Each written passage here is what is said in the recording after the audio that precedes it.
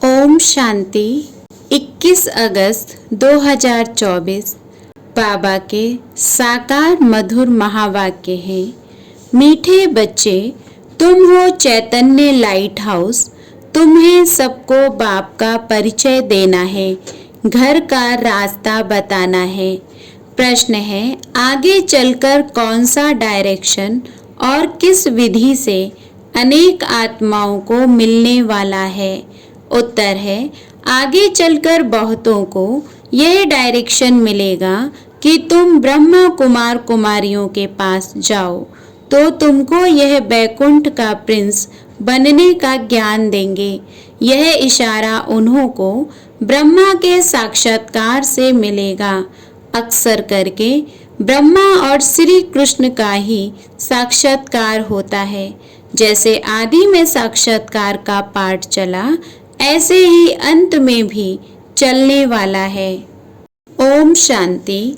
रूहानी बाप बच्चों से पूछते हैं, सबसे तो नहीं पूछ सकते। नलिनी बेटी से पूछते हैं कि यहाँ क्या कर रही हो, किसकी याद में बैठी हो? बाप की, सिर्फ बाप की याद में बैठी हो या और भी कुछ याद है? बाप की याद से तो विकर्म विनाश होंगे, और क्या याद करती हो? यह बुद्धि का काम है ना। हम आत्माओं को अपने घर जाना है तो घर को भी याद करना है।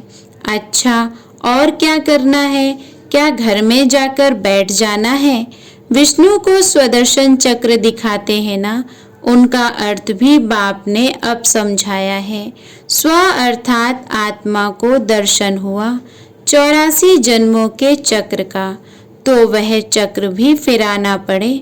तुम जानते हो, हम 84 का चक्र लगाकर घर जाएंगे, फिर वहां से आएंगे सतयुग में पाठ बजाने, फिर 84 का चक्र लगाएंगे। विष्णु को कोई चक्र होता नहीं, वह तो है सतयुग का देवता। विष्णुपुरी कहो या लक्ष्मी नारायण की पुरी कहो, स्वर्ग कहो। स्वर्ग में लक्ष्मी नारायण का राज्य था। अगर राधे कृष्ण का राज्य कहते हैं तो ये भूल करते हैं। राधे कृष्ण का राज्य तो होता नहीं, क्योंकि दोनों अलग अलग राजाई के प्रिंस प्रिंसेस थे। राजाई के मालिक तो फिर स्वयंवर के बाद बनेंगे। तो यह जो विष्णु को चक्र दिया है, यह चक्र है तुम्हारा। तो यहाँ जब बैठते हो तो सिर्फ शांति में नहीं बैठना है, वर्षा भी याद करना है। इसलिए यह चक्र है।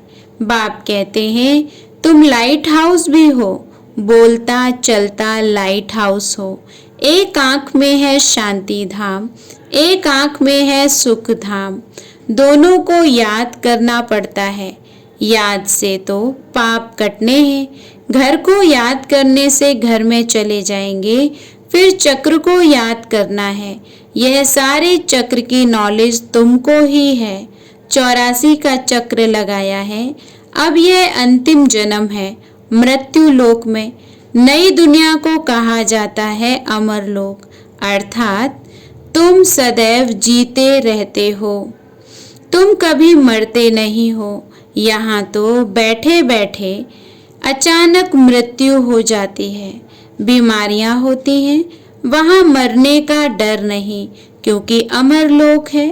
तुम बूढ़े होते हो तो भी ज्ञान है। हम गर्भ महल में जाकर प्रवेश करेंगे।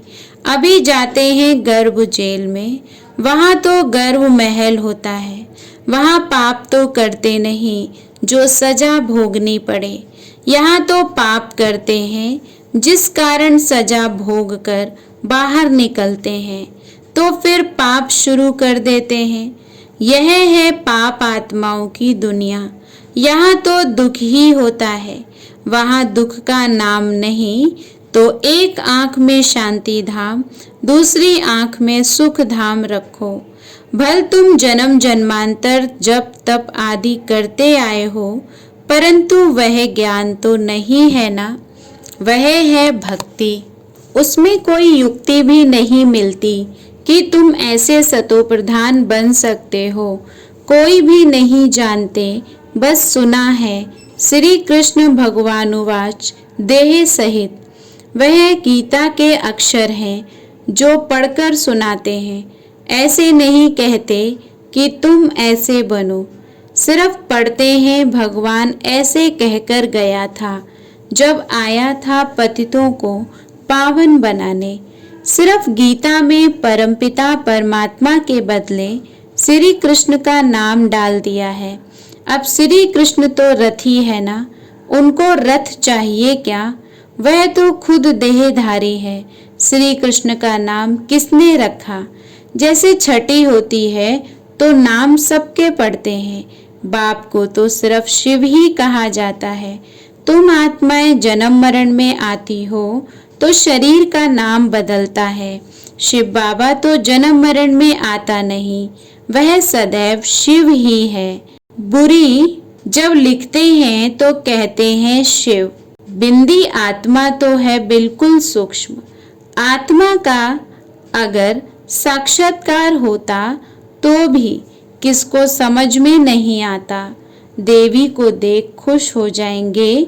अच्छा फिर क्या हुआ? प्राप्ति तो कुछ नहीं, अर्थ नहीं, सिर्फ नौधा भक्ति की, दर्शन किया तो उसमें ही खुश हो जाते हैं। बाकी मुक्ति जीवन मुक्ति की तो बात ही नहीं है। वह है सब भक्ति मार्ग। यहाँ यह है ज्ञान मार्ग। यहाँ अक्सर करके साक्षात्कार होता है ब्रह्मा का, फिर श्री कृष्ण का होगा। कहेंगे इस ब्रह्मा के पास जाओ तो तुम कृष्णपुरी व बैकुंठ में जाएंगे। लक्ष्मी नारायण का भी साक्षात्कार हो सकता है। ऐसे नहीं साक्षात्कार हुआ माना सदगति हो गई। यह सिर्फ इशारा मिलता है, यहाँ जाओ। आगे चल बहुतों को साक्षात्कार होगा, डायरेक्शन मिलेगा।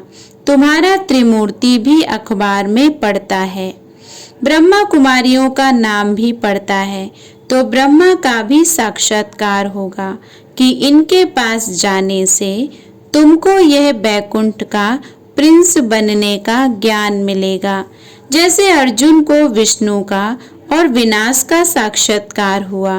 बाप कहते हैं तुमको कमल पुष्प समान बनना है, परंतु स्थायी तो तुम नहीं रहते हो, इसलिए अलंकार विष्णु को दे दिए हैं।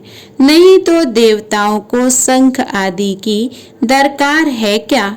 मुख से सुनाने को शंख ध्वनि कहा जाता है। कमल का राज भी बाप समझाते हैं। तुम ब्राह्मणों को इस समय कमल फूल समान बनना है। गदा है 5 विकारों रूपी माया को जीतने की। बाप उपाय बताते हैं, मामेकम याद करो तो तुम्हारे विकर्म विनाश होंगे। श्रीमत पर चलकर पतित पावन बाप को याद करो। दूसरा तो कोई पतित पावन है नहीं सिवाय एक बाप के। बाप कहते हैं मुझे बुलाते ही इसलिए हैं कि हम सबको इस शरीर से छुड़ाकर पावन दुनिया में ले चलो। तो बाप ही आकर सब आत्माओं को पतित से पावन बनाते हैं, क्योंकि अपवित्र आत्माएं तो घर में अथवा स्वर्ग में जा नहीं सकती हैं। बाप कहते हैं पवित्र बनना है तो मुझे याद करो। याद से ही तुम्हारे पाप कटते जाएंगे, यह मैं गारंटी करता हूँ।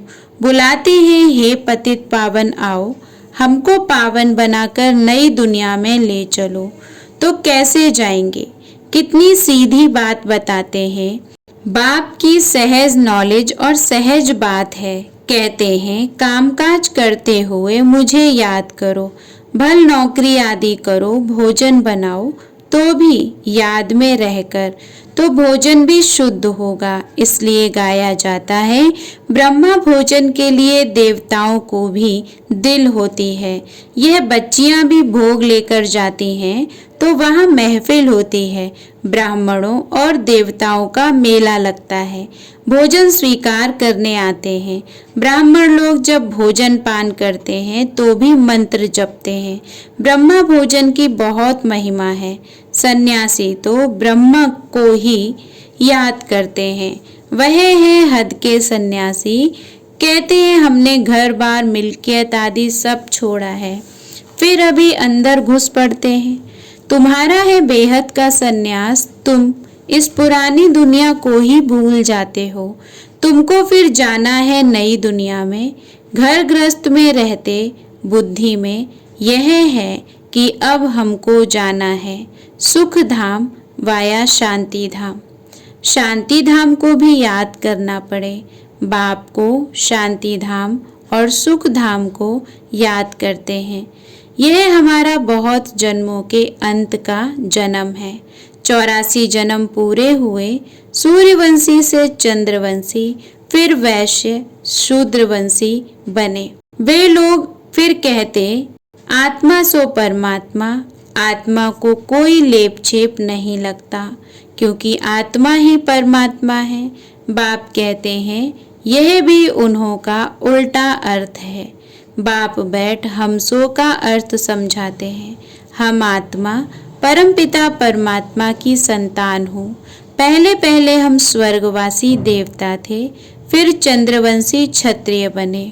2500 वर्ष पूरा हुआ, फिर वैश्य शूद्र वंशी विकारी बने। अब हम ब्राह्मण चोटी बनते हैं, यहाँ बैठे हैं। जैसे कि 84 की बाजोली खेलते हैं, यह बाजोली का भी ज्ञान है। आगे तीर्थों पर जाते थे तो भी ऐसे बाजोली करते, निशान डालते जाते थे। अभी तुम्हारा तो सच्चा तीर्थ है, शांति धाम और सुख धाम। तुम हो रूहानी पंडे, सबको राय देते हो। बाप को याद करो तो शांति धाम चले जाएंगे। साधु संत आदि सब शांति धाम में जाने के लिए ही मेहनत करते हैं, परंतु जा कोई भी नहीं सकते। जाएंगे फिर सारा होल लौट इकट्ठा। बाप ने समझाया सतयुग में तो बहुत थोड़े होते हैं, फिर वृद्धि होती जाती है। तो तुम हो स्वदर्शन चक्रधारी देवताएं नहीं हैं, परंतु इस समय तुम्हारी माया के साथ युद्ध चल रही है। उस लड़ाई में भी जिसको जोरदार समझते हैं तो फिर उनके पास जाकर शरण लेते हैं। अभी तुम किसकी शरण लेते हो? स्त्री पुरुष दोनों कहते हैं हम शरण पड़ते हैं तेरी। मेरा तो एक शिव बाबा, दूसरा न कोई। सब आत्माओं का बाप तो एक है ना, उस एक के तुम बच्चे हो। साधु संत तो एक नहीं है, अनेक भगवान हो जाते हैं। जो घर से रूठे वह भगवान। फिर बड़े बड़े साहूकार करोड़पति जाकर उन्हों के शिष्य बनते हैं और महफिल मनाते हैं गंदे खान पान की।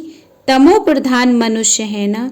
हिंदुओं को फिर अपने धर्म का ही पता नहीं है। बाप समझाते हैं तुम तो वास्तव में आदि सनातन देवी देवता धर्म के हो, परंतु पतित बन गए हो, इसलिए अपने को देवता कहला नहीं सकते। वह धर्म ही प्रायः लोप हो गया है। मनुष्य कितने विकारी क्रिमिनल आई वाले हैं। एक मिनिस्टर बाबा के पास आया था, बोला हमारी तो क्रिमिनल आई जाती है। अब बाप समझाते हैं बच्चे सिविल आई बनो। जब तक क्रिमिनल आई जाती है तब तक तुम पतित हो। अपने को भाई भाई समझो तो वह क्रिमिनल दृष्टि उड़ जाएगी। हम आत्मा भाई भाई हैं, एक बाप से वर्षा ले रहे हैं। आत्मा का तख्त यह भ्रकुटी है, इसको कहा जाता है अकाल तख्त। अकाल आत्मा इस तख्त पर विराजमान है। ये तो मिट्टी का पुतला है, सारा पार्ट आत्मा में ही भरा हुआ है। बाप कहते हैं मैं 5000 वर्ष के बाद आता हूँ तुम बच्चों को वर्षा देने। तुम जानते हो हम आए हैं हेल्थ वेल्थ हैप्पीनेस का वर्षा लेने। सतयुग में अथाह धन मिलता है। तुम 21 पीढ़ी देवता बनते हो। बुढ़ापे बिगर कोई मरेगा नहीं। यहाँ तो बैठे बैठे अचानक मर पड़ते हैं, गर्भ में अंदर भी मर पड़ते हैं। वहाँ तो दुख का नाम नहीं होता, उनको कहा जाता है सुख धाम, राम राज्य। यह है दुख धाम, रावण राज्य। सतयुग में रावण होता ही नहीं। तो यह 84 का चक्र भी बुद्धि में तुमको याद रहेगा, बहुत खुशी रहेगी। तुम जानते हो हम नए विश्व के अर्थात सतयुग के मालिक बनने वाले हैं। गीता में भी भगवान उवाच है ना, हे बच्चे, देह सहित देह के सब संबंधों को छोड़ो, अपने को आत्मा समझ मामेकम याद करो। तुम्हारा सच्चा सच्चा खुदा दोस्त वह है। अल्लाह अवलदीन का नाटक, हातम ताई का नाटक सब इस समय के हैं। अभी मनुष्य कितना माथा मारते रहते हैं, बच्चे कम पैदा हों, बेहद का बाप कितना कम कर देते हैं। सारे विश्व में सतयुग में 9 लाख आबादी जाकर रहती है, बाकी इतने करोड़ों मनुष्य होते ही नहीं। सब मुक्ति धाम शांति धाम में चले जाएंगे। यही तो करामात की बात है ना। एक देवी देवता धर्म का फाउंडेशन लगाकर बाकी सब विनाश कर देते हैं। ये 84 का चक्र अच्छी रीति बुद्धि में बिठाना है। यह है स्वदर्शन चक्र। बाकी चक्र से कोई का गला आदि नहीं काटना है। शास्त्रों में फिर श्री कृष्ण के लिए हिंसक बातें लिखती हैं। सबको स्वदर्शन चक्र से मारा, यह भी ग्लानि हुई ना। कितना हिंसक बना दिया है। तुम डबल अहिंसक बनते हो। काम कटारी चलाना यह भी हिंसा है। देवताओं को तो पवित्र कहा जाता है योग बल से, जबकि विश्व के मालिक बन सकते हो तो योग बल से बच्चे क्यों नहीं पैदा हो सकते हैं। साक्षात्कार होगा, अब बच्चा होना है। बाबा तो समझते हैं अभी ये पुराना शरीर छोड़ेंगे और गोल्डन स्पून इन माउथ। तुम भी समझते हो हम अमर लोक में जन्म लेंगे तो गोल्डन स्पून इन माउथ होगा। गरीब प्रजा भी चाहिए ना, दुख की कोई भी बात होती ही नहीं है। प्रजा के पास थोड़े ही इतना धन माल आदि होता है, बाकी हाँ सुख होगा, आयु बड़ी होगी, राजा रानी साहूकार प्रजा सब चाहिए ना। अच्छा, मीठे मीठे सिखी लदे बच्चों प्रति माता पिता बाप दादा का याद प्यार और गुड मॉर्निंग। रूहानी बाप की रूहानी बच्चों को नमस्ते।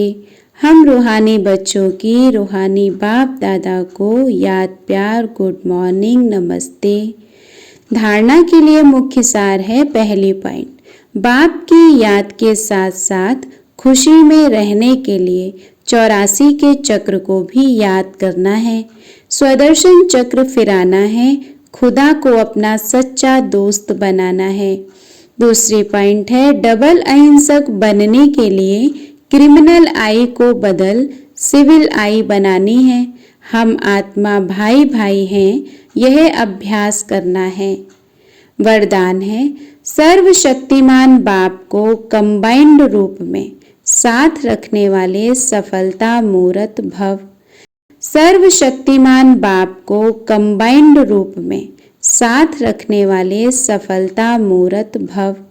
जिन बच्चों के साथ सर्वशक्तिमान बाप कंबाइंड है उनका सर्व शक्तियों पर अधिकार है, और जहाँ सर्व शक्तियाँ हैं वहाँ सफलता ना हो यह असंभव है। यदि सदा बाप से कंबाइंड रहने में कमी है तो सफलता भी कम होती है। सदा साथ निभाने वाले अविनाशी साथी को कंबाइंड रखो तो सफलता जन्म सिद्ध अधिकार है, क्योंकि सफलता मास्टर सर्वशक्तिमान के आगे पीछे घूमती है। स्लोगन है सच्चे वैष्णव वह हैं जो विकारों रूपी गंदगी को छूते भी नहीं। सच्चे वैष्णव वह हैं जो विकारों रूपी गंदगी को छूते भी नहीं। ओम शांति।